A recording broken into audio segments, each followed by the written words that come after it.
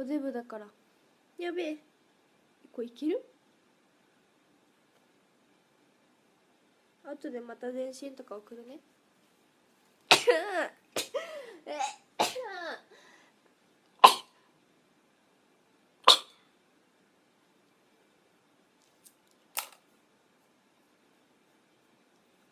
おろしの方がいいかな。後ろさ結べんないけど、これゴムだからね、ありがたい。ええゴムやばい、くしゃみ止まんない。噂したでしょ。そうだよ、空がくしゃみしてるときは誰かが空葉のことを噂してるんだよ。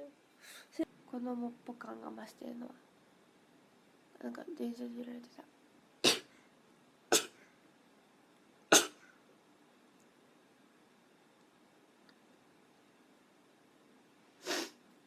明日行けないかにしてもらったんですよ。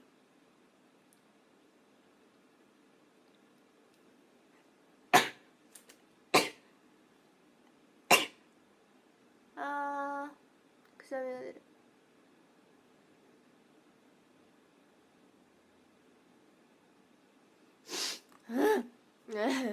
めっちゃ怒る。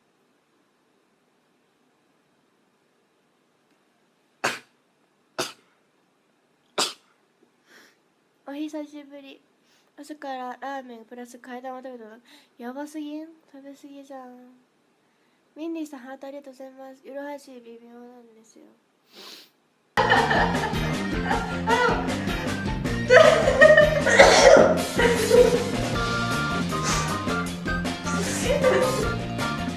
発症や。言われてる。しかも一回言われるんですけど。あるわね。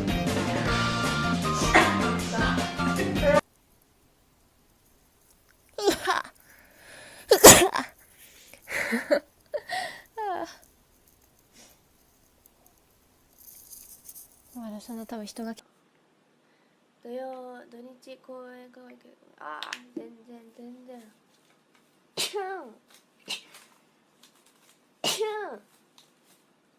うわうわ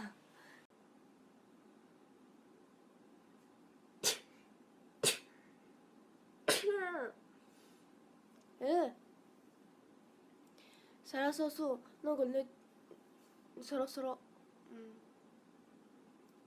いけさ翔子がくれた中華街のお土産。くしゃみ出る。